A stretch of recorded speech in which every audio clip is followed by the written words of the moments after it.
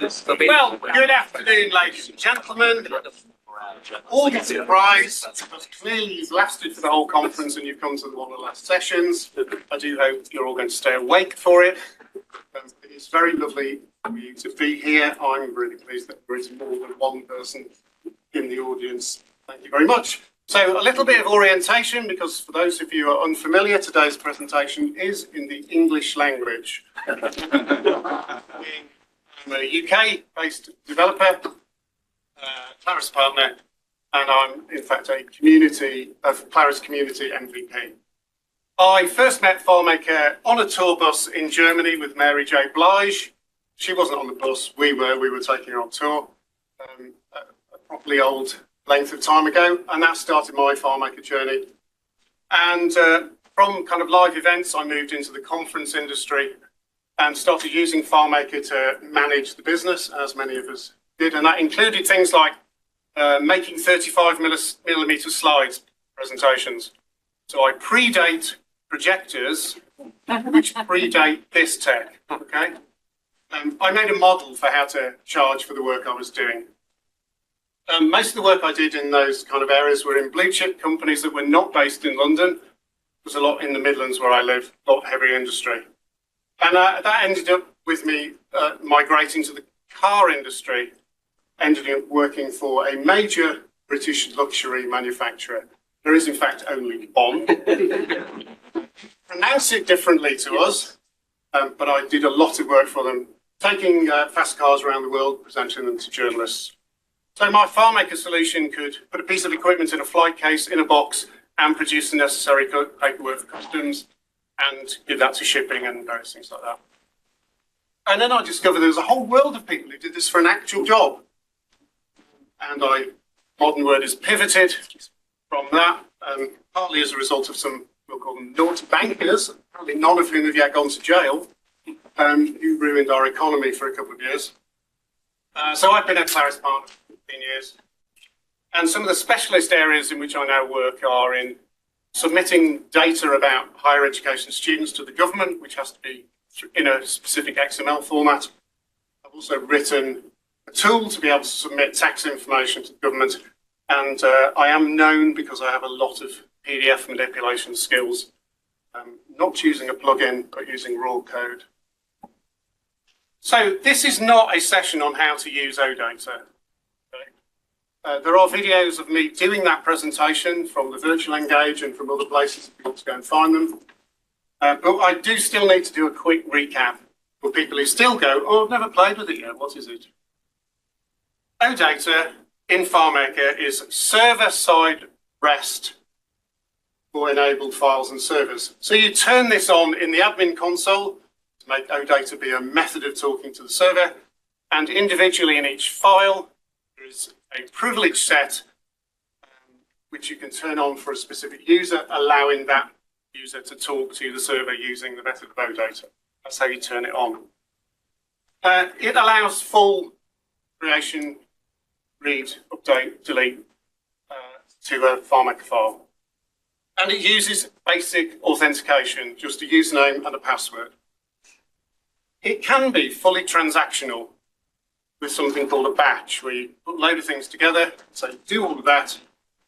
If one part fails, the whole thing fails, properly transactional. Batches are not, we're not going to discuss them today, they're not simple to write, but once you've got the method, it absolutely works. You can also edit schema. You can delete tables, but only if you're a full access account, to be fair. But you can modify schema, you can add tables, you can add fields. You have to think of it as ODBC, but without the faff of any drivers setting all of that up. And the query model is not that dissimilar to SQL. So if you have those two little models in your head, that kind of helps with how things work. Not unlike the XML engine, you can run a script with parameters that you send.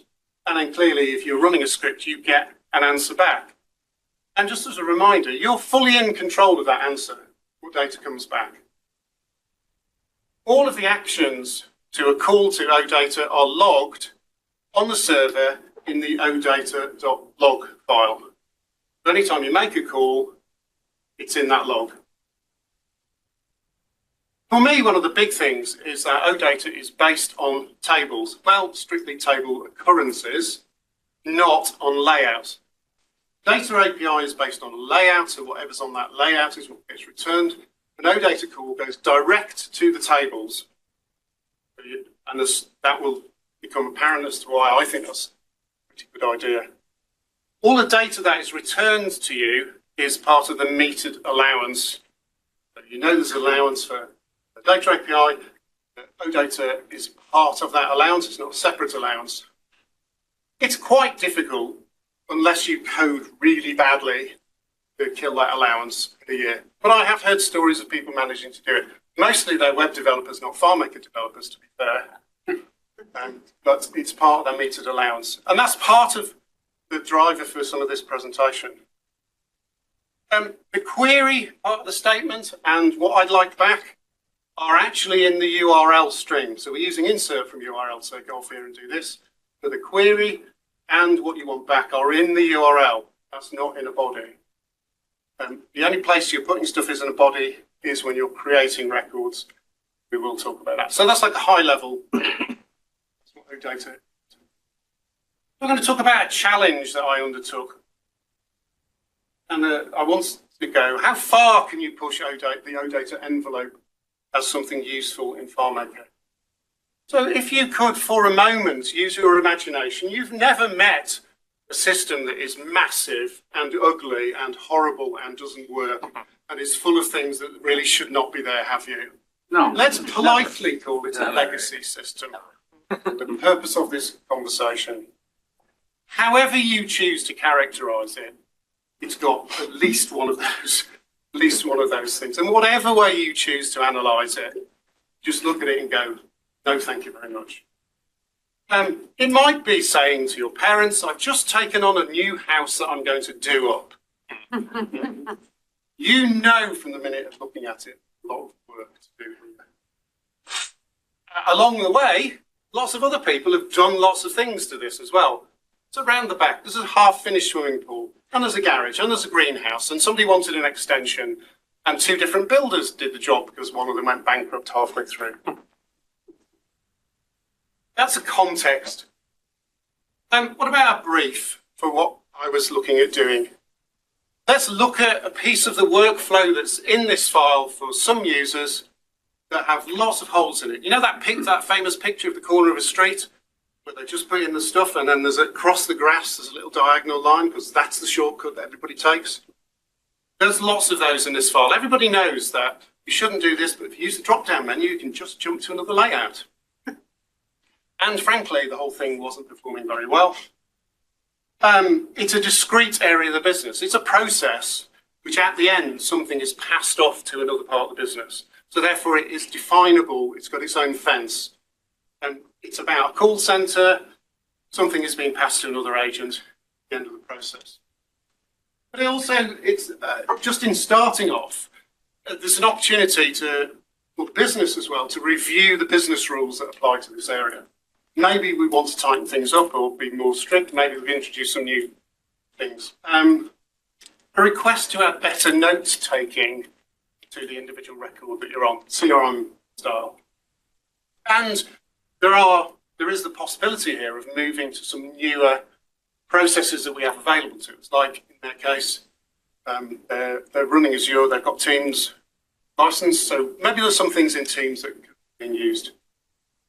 In this particular specific case, there is a bit of regulation involved. We have rules about how frequently you can call somebody back if they didn't answer. And they have business rules about how that works. So gradually that stretches out over time, but we want to record. We did try you 15 times, but also we want to record that we did do it. So when somebody phones up and complains saying, I've had millions of phone calls from this number, you go, we did, free, because we got given to that. That's what the customer actually really wanted and now really wants, because you're a great FileMaker developer and he trusts you. So here's where we're aiming for. Shiny, modernist, new. The IT context of this particular project, everything about the business runs inside the AWS space. The servers are on AWS. There's a main FileMaker server. Sometimes there might be a secondary FileMaker server. They have other servers, one which runs the call logging system. They've got Azure on in-house. And the client is working in Workspaces, which is Amazon, AWS's RDP solution. All Windows, virtual machines. It's literally a zero client.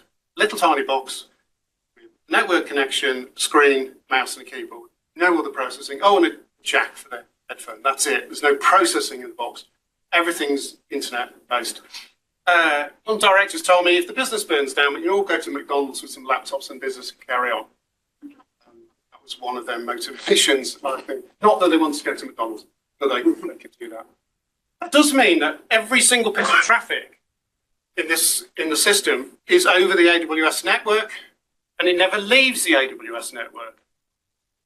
Pretty much fast and very, very low latency.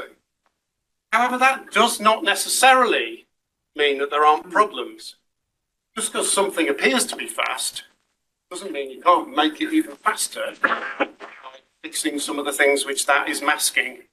Particularly when I try and log on from my office, it's not fast and lovely at all. But in their business, apart from some Microsoft products, they are committed to FileMaker as the main tool to do the job. So initial strategy for this particular project was, well, first of all, let's move to Linux servers in AWS. I think it's mature enough by then. I'd had enough experience of setting up Linux servers and working with them to be confident they can move away from Windows. There are either cost savings in that, so you're not paying for a Windows license, or for the same money you're getting more performance. And now with the ARM versions, you can now use AWS Graviton processor instances, which are even cheaper. So there is some benefit to them.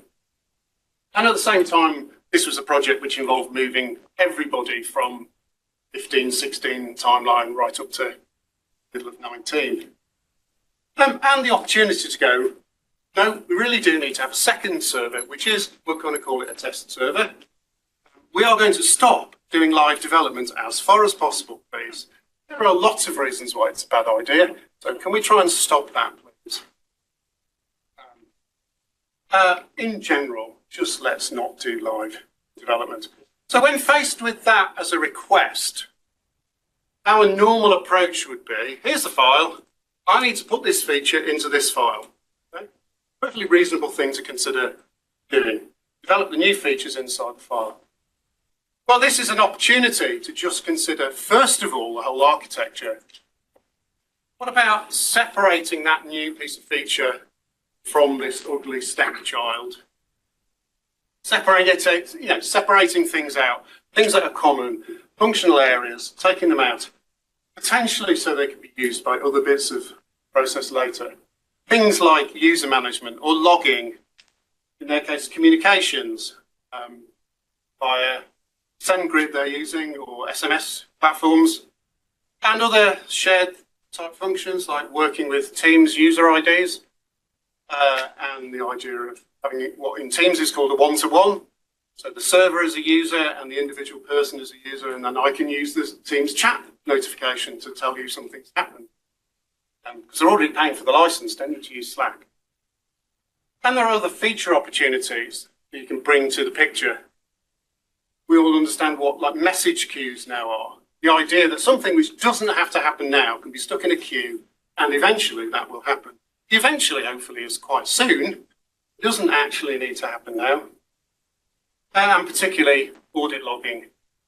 One of the directors has a demand to know, can I know when somebody changed that phone number and who it was? But he's the only person who wants that information. But can I separate that out into a thing that only he can see, because he's the only person who's really concerned about it. So we're going to introduce a massive divide. Yeah. And it really does depend on your frame of reference. In this particular part of the US, your divide tends to go up in the air. There are other places where it goes down in the ground. Okay? But we want to separate things out. So if we take the idea that we need and remove it from the legacy system, with the possibility that maybe some other features could be developed that also have a degree of independence. Frequently, we would have gone, what kind of model is that? Data separation. Here's a UI thing. The data's still being drawn from here. Clearly, it goes back a long time. The wonderful Colin Hammersley brought it to the community a long, long time ago, and we've been using it successfully for a long time. However, let's imagine that that thing on the right really is horrid. Really, it's horrid. Just imagine more. What we have begun to understand is that that doesn't solve all the problems. It solves your UI problems, but it doesn't solve your data problems. But anytime you go to a record that's linked to that, you're also bringing loads of data with it. Whatever, and that's often stuff that you don't need. Maybe nobody needs. So my challenge was, can that gap be filled with OData as the method of the transport mechanism for the data? All the bits of data passing backwards and forwards as a JSON object. And the first question, you're quite right to say, why? If you're very good at asking the 5 whys, here's the first one. Why do that? First of all, a bonus. OData uses basic authentication. You don't have to handle tokens at any point. The username and the password in the thing, there you go, do that, and that's done. Nothing else to do. Single call, not 3. 3 being, get the token, do the job, get rid of the token. And the aim of, let's add the absolute minimum to my horrid stepchild to make the project work. We just want enough to make the communication happen. So we're going to reduce the traffic. And quite frankly, those of you who know me well, and there are some in this room who do, I just love experimenting with things and seeing if it works. And preferably. I wanted to know, is that like a new selector connector? Selector connector, fantastic model. I was at the Pause and Arrow and Jason kind of introduced it to the community. I've also seen some really bad implementations of that. It's not the answer for every single thing. I'm going to say this is not the answer for every single thing either, but the question is, can it be an answer? So, if we're going to put this big divide in the middle, do need to communicate, but can all that be done with OData? There is some learning that we're going to have to do to make that project happen, which involves us stepping back and understanding that there are parts of a building that we never see, that if we get wrong, can lead to catastrophe. But if we get right, we know that for the next 50 years, this building is going to stand up straight and tall. Okay? Foundation is as important as anything else. So we're going to ask some questions about how fast is this as a process compared to the other things that we've got. We know we can do external file reference and do data separation. But I also know that I'm dragging data. So in comparison, how fast might that be? That's a question to ask. Compare it to other methods that we have of doing a similar job. Execute SQL. Now that doesn't work because we can't create. So we have to end up with a plugin to do our SQL creates and updates. But how does the plugin perform? What happens if the plugin stops working for some reason? What about the maintenance involved? And the technical debt we're adding to a system that isn't a pure FileMaker debt. And obviously, somebody in the room is going to go, well, yeah, why didn't you do with the data API though? Because that's already there, and we already understand that.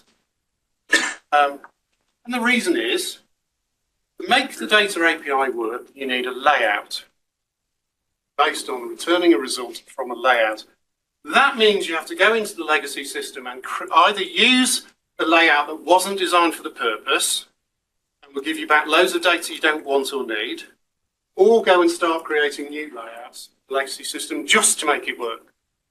And some junior dev may one day add a field or take a field away because they don't understand what you're really doing, and then you're really stuffed. And we want to not do stuff in the legacy system if we can really help it. So that leads to us, we want to measure, we're going to need to do some measuring here. And it's not just raw speed, that's like an objective thing. I can put some time, I can be Hamza, put some timers into scripts. How long did this take? How long does this action take? But it's also about when we get to the end, what is the perceived speed for the customer? It may be okay for us to do something that's quite slower, as long as what the customer, the user is experiencing is fast and responsive. As well as how fast, how much? What are the limits of the URL parameters in being able to send things? You clearly can't send 5 million characters in a URL.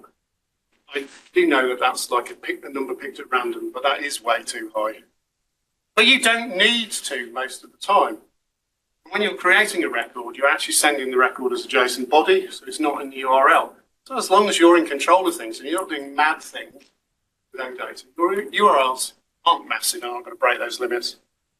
In our particular case, we're not moving any documents around, which is a positive. How this works, you have to understand there are some limitations at the moment with using OData for documents. You can only insert a PDF or a JPEG into a container field, no other binary files. That may change given what Clay kind of hinted at earlier on in the conference. And obviously there's issues around, if you get big JSON payload back, how performant is FileMaker in its looping through those things, doing JSON get element through things. We know it's not the fastest thing in the universe. So maybe we might have to drive that off to another little thing. But those are things to consider. Can we make it work preferably natively? And how much does it consume on the server? If we're going to run some scripts, what are the implications of that? It's like another PSOS type of thing. You can have 5 users running off a script that is creating load on the server. You don't want to be killing your server for the rest of the users just because you've got a smart new child as a stepchild. And what happens when you create records anyway about what's going on in the background with indexing? You're putting that stuff in the end into a legacy system. What happens with what's going on there? But the advantage with moving them forward is, well, also let's control the workflow. Adding card windows into this as selectors and setters actually will aid the processing because you're focusing people down to one thing. But being able to get some JSON, turn it into a virtual list, show it in a card window, you're not just grabbing some data and showing it, allowing people to select. I believe that approaching this kind of method might push us to consider how our development practices work. In my case, creating lots of little files to test one thing at a time. Here's an API thing. I've got it working in Postman, but it works. Create a separate little FileMaker file, then make it work in the one use case in FileMaker, and then take that code and copy it into the main file. Once you're happy, you know how it works.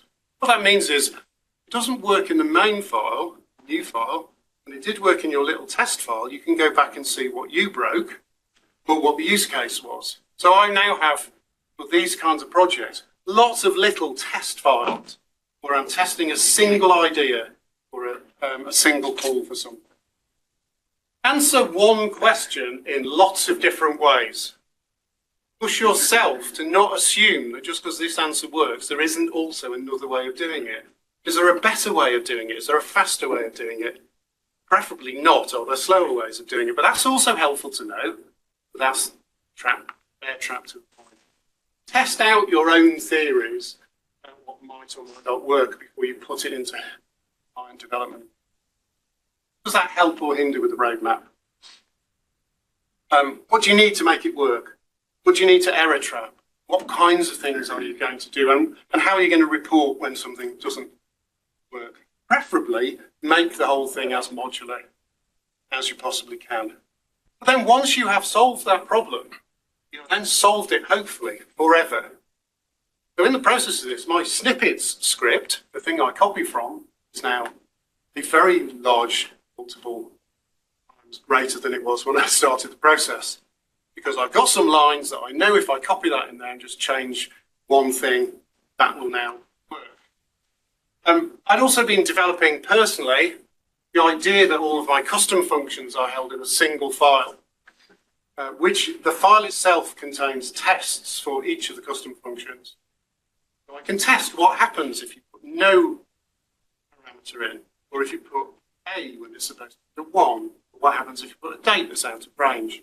So each custom function is like a golden master. I have a set of tests for it. When something doesn't work, I can go back to the file, modify the custom function, check it doesn't break its regression, check it doesn't break any of the previous things, add some new tests. I do believe that's made, of all of the things, that's made me a better job. And the way to make that work is in all of your custom functions, at the very least, put a line which starts B1.0 and change it every time you change the custom function. So, similar things between similar tasks. If you've now taken your development away from a single server and you're using at least another test server, the first question you're going to have to deal with is, which server do I want this to happen on while I'm testing this? Do you want to make sure I'm on this server, not the real server? I also need to know that when I move the code to the real server, it will also then work without lots of other stuff. So I adopted a handlebar notation for things I was substituting, which I got used to from Postman, so that I can make that dynamic. I can get the server name and say, oh, that's the server we're working on. As soon as I move the code to live, it will just work. It knows it's on that server. And obviously you have to deal with some degree of obscurity, because now we're just using basic authentication. Use the same username and password for your OAuth account in each of the files that you're going to create. But make it a privilege set that only does OData. Okay? And you can even skinny that down, make it so that privilege set can't delete records. So a single user account with the same password in each of the files that is the OData. All you need to make OData work in the URL string is you need to know which file you want to work on so server part first, which file, which table. When you create a record, you're sending out a JSON payload of fields to create. The keys are the field name, the value is the data that you want to go in. To do an update, you have the same JSON object, but you also need the thing called a filter. Which record or records do I want to apply this to? So you can have a filter which says, show me all the records that are greater than yesterday, and change this field to 1 in one go. A delete clearly just needs a filter. Which record or records is this going to operate on? And equally, a read command needs a similar filter, or it just needs an ID of the individual record. But clearly, that's like native REST behavior. People in the room would understand that really, really well. The addition for here is that, because it's FileMaker, we can run a script. So you can go, here's a payload, over there, here's a script, can you just run that? But this can do, a script therefore can do more than one thing.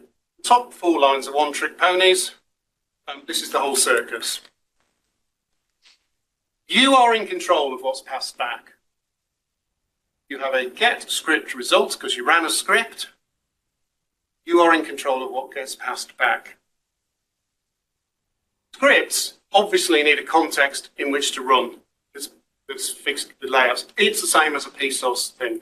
You have to start up another virtual user session to make this work. So your homework for the day. So if this presentation had been earlier in the conference, we would have had a prize. Does the on first window open script run do not shout out? Think for yourselves, and if you don't know, go home and find out. Okay?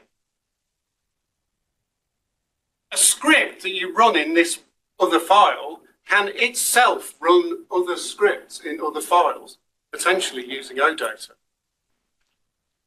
Okay? Just think about that as a concept for a moment. You have a worker file, you say, run this script. Here's a bunch of payload that will tell you what to do next. And it's go to this file and run this script with this data, and then go to this file and run this script with this data, and then go to this file and run this script with this data. And at each point, you're going to get an answer back. So let's concatenate the answers In the file I just asked you to do, let's log what you asked me to do and what the results were, and then let me just give you the answer back. Now, there is a balance between do a lot or do something quickly. And you have to work out you don't want to be doing that across 10 files, each of which are massive processes which take 10 minutes to run. There's every chance it'll all time out. So test it. That's the first thing. First of all, test the assumption and then test how it really works. But also we can now consider that this could be an asynchronous process because of script on server with core. That came in after I'd started the development of this. I don't know if it was totally appropriate. And because in these other pieces of satellite files, we'll call them workers, you only need an admin user, full access user, and a user who does OData. No other single person in the company ever needs access to that file, ever again, ever. So you just dealt with half of your security issues or sprawling mass development.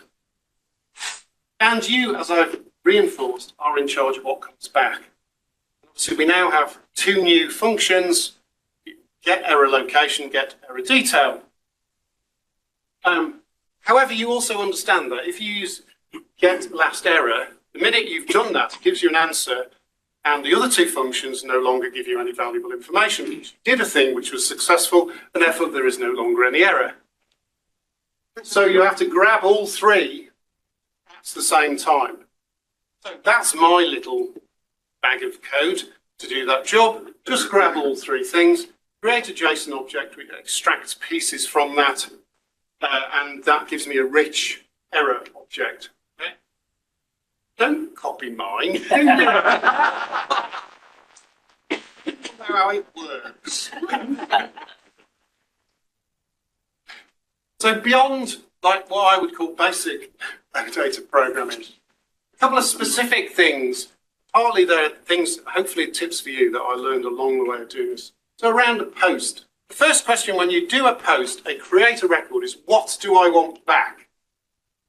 When you create a record, FileMaker will give you all the record back. Do I really need that? Can I modify that by putting a select into the request to manage what I get back? We'll give you the, is it more homework time? Oh, no, it's more homework time. Modify it using a select. This next thing will give you a clue. There's a magic header. If you put in the header return prefer equals minimal, that says give me the minimum amount of data back when you've done this task. In fact, what it actually means is give me nothing back. That is the minimum I can give you back. What you will get is an HTTP 204 header. 200 means it's successful. 204 means successful with no data. Your script line will give you a FileMaker 10 error, which says no data. Well, you did just ask it to do that, didn't you? Okay. But you can't do a if get last error because you have got a last error. It's an error that you know about and you now don't care about. But you might care about it. You shouldn't stop scripting. There is a line in the header, however, under this circumstance that will help you. There is a line with a location, and in the location is a row ID, and I am going to show you the next slide. Just hold your patience. It gives you a row ID. The row ID is the same as the value of a get record ID of a record. It's the internal ID of the record that has just been created when you create the record.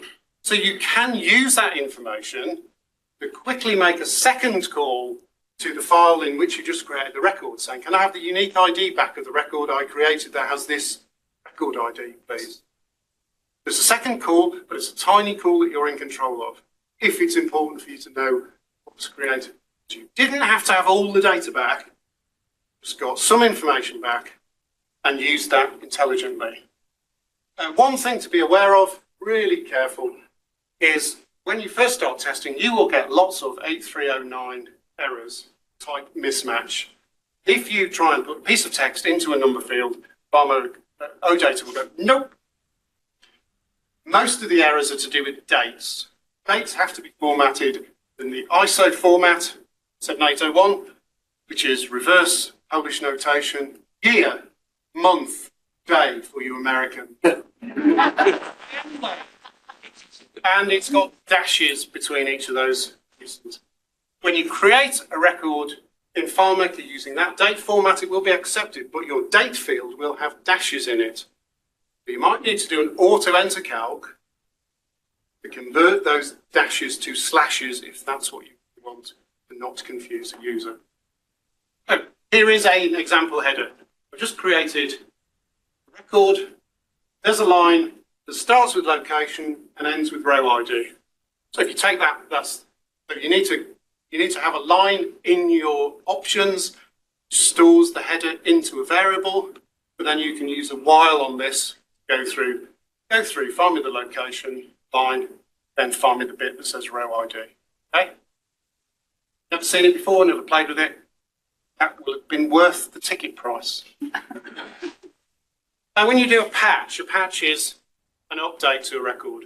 Again, what are the records that we need to work on, want to work on? What do I need back? Probably nothing, thank you. But this time, we get something different in the header.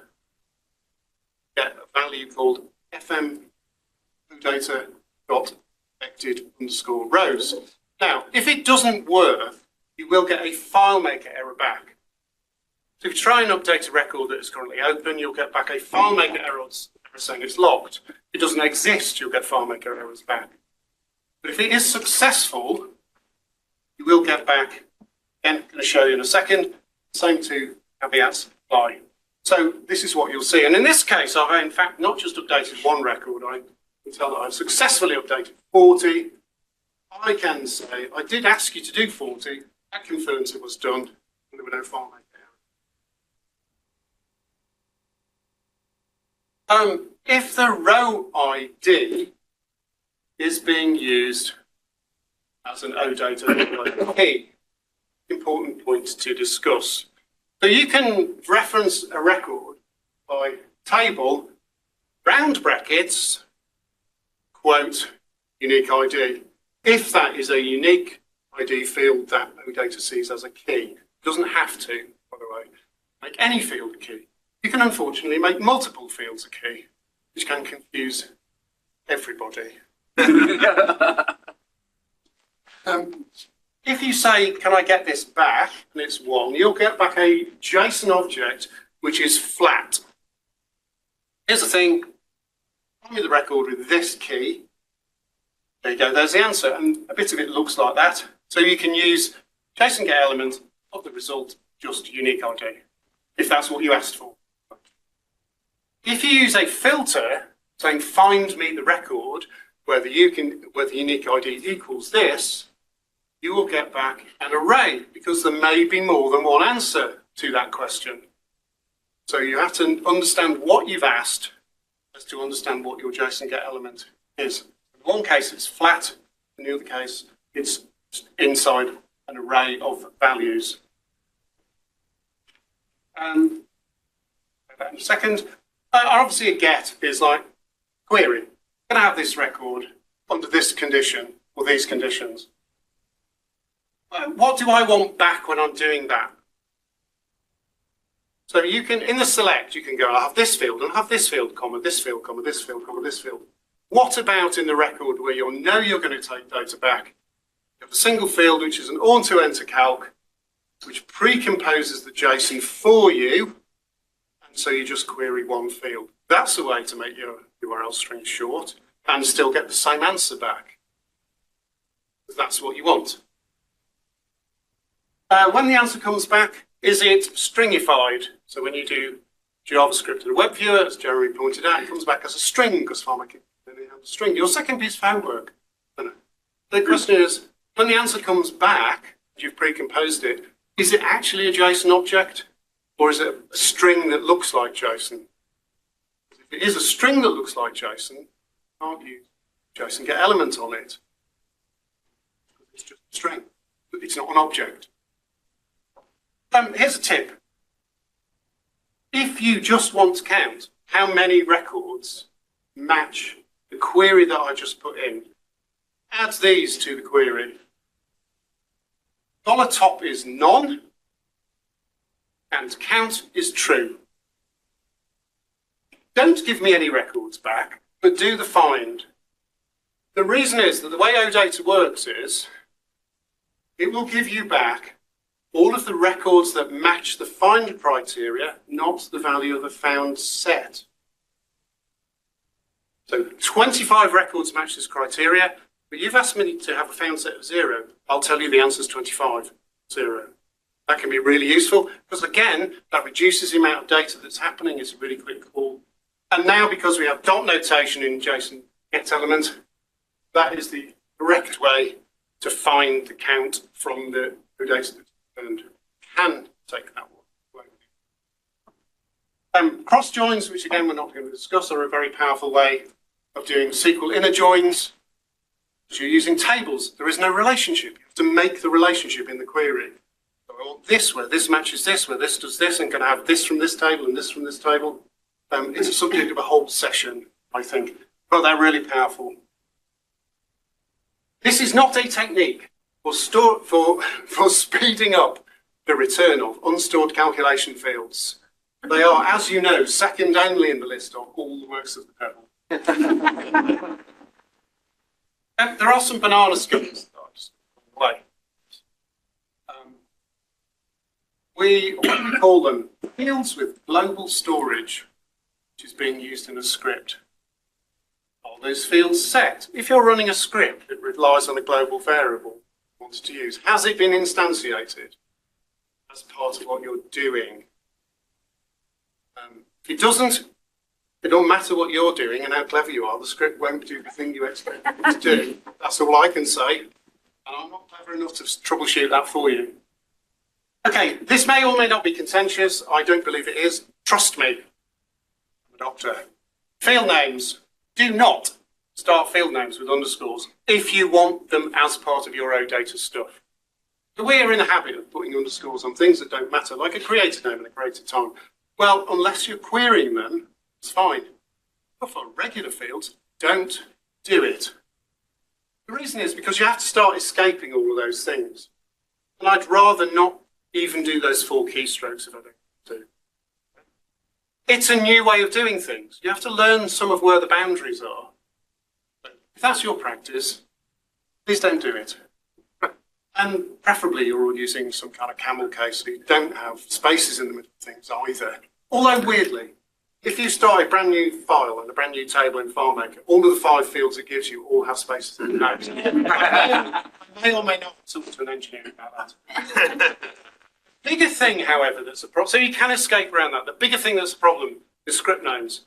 If you're in the habit of using the notation script name, bracket, parameter, parameter, parameter, close brackets, it will not work in FileMaker, OData. There is no way to escape it. Even with percent encoding, it just does not work. Please trust me, please don't do it. Now, you know which scripts you're going to call. If I've told you that's a limitation, just make sure those scripts do not have that notation in them. If necessary, make a wrapper script, which just calls the other script in somebody else's. So simple queue is an example of that. You can't make simple queue work with OData unless you put in another script to call the other script, which has that notation. And the most contentious of it all. Please do not call a field ID. Now, we've had a discussion on several communities in which I'm part about, yeah, but I've been doing that for years. Okay, it's fine. If you want to use that with OData, you will not get consistent performance because OData sees ID as a reserved word in some circumstances. Not in all. That's why it's inconsistent. The result that you're expecting will now break. It's the new rule. If that is your practice, just add some other word to the ID files in which you're using it. And from here on out, please, if you want to use OData, just don't do it. So there are some bonuses from this approach. Record locking is one. creating a record over there, and then I've done. Chance of, well, first of all, for record creation, that's anyway, nobody's in the record. Oops, not far to go from the end. It happens really, really quickly. If you're updating, if somebody is in the record, you get an error back. But if you want to update it and it happens really quickly, there's very little chance of some collision of somebody else wanting to get in the record at the moment you are updating. Because this is working at a table level really fast. Did I end up creating minimal work in the legacy system? Well, in a couple of places. I had to go and add a unique ID field because it wasn't there from the beginning. One script that I could call. So I did have parameters going into that script so it could do multiple things, but I only created one script. I think we created 10 or 12 or 15. That may or may not be your preferred development practice. I found it easier to go every call to that file is to that script, and I need to pass it. Over here, somebody's working on the record. I don't need, every time they change the status, for that to be pushed back to here. Why? Because when I go to that record in here, I can really quickly go, what's the current status? There you go, thank you very much. I don't need to keep pushing from here.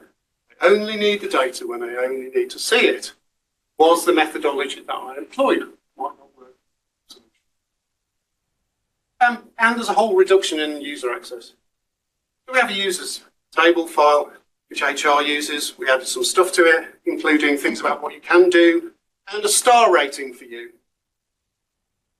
In this file we've created, the team leader can do an OData query to your record, if you're part of my team, and get back your star rating.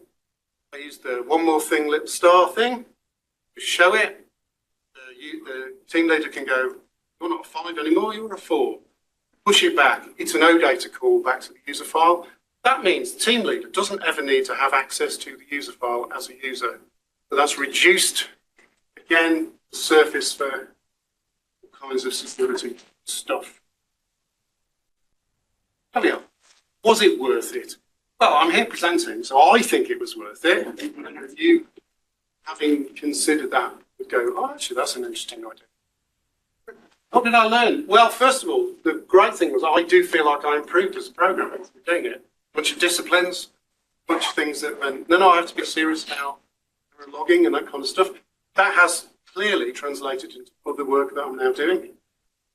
It does mean I've stopped doing really simple files because I think, oh, no, I have to do this and add this, which is like a bit of a down. Costs customers a bit more, but I think it's a better product. Would I do it again? Have done it several times. Already as a methodology. It's not a panacea. It's not a universal panacea. Now, customer, happy.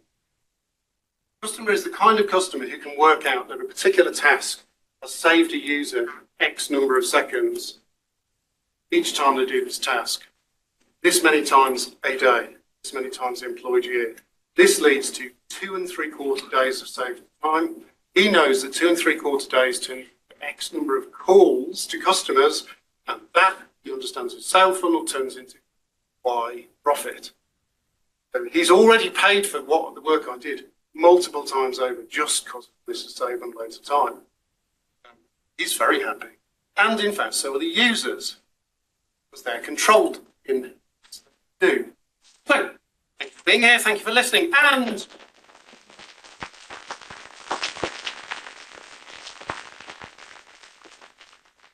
you don't have to run away, there's nothing afterwards. I'm happy to take questions or stand around a bit afterwards if you want to chat about it.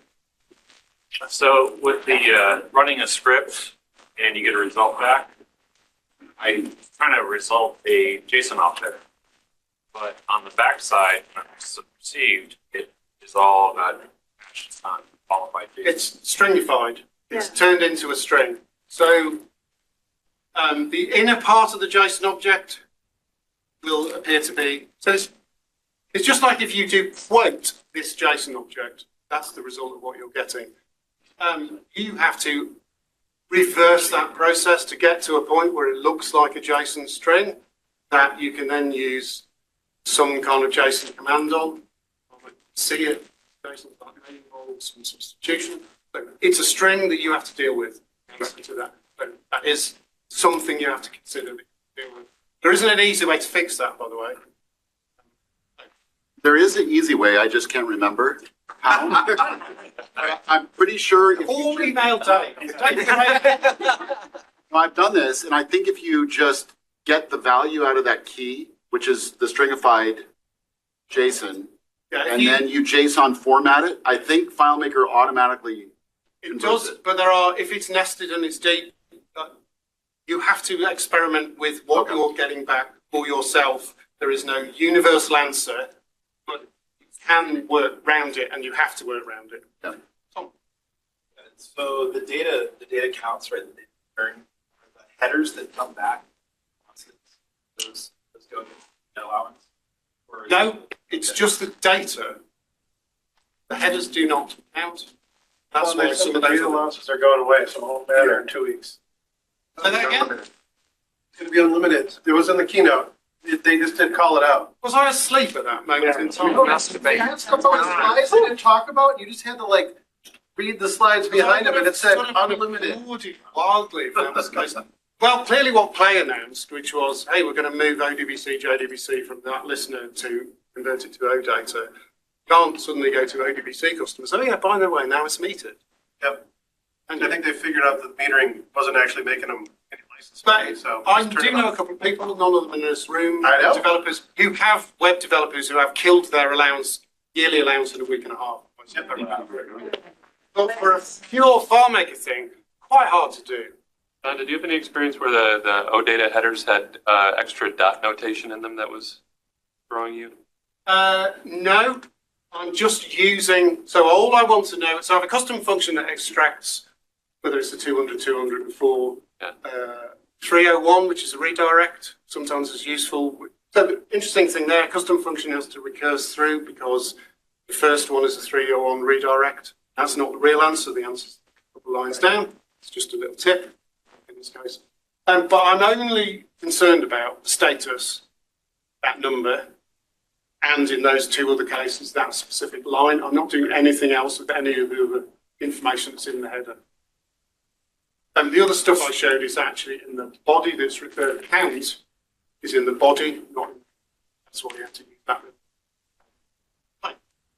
Request where you say you're hitting a table, assuming that's really a table occurrence. It is a table, I said that at the beginning, it's a table occurrence, Okay, thank you.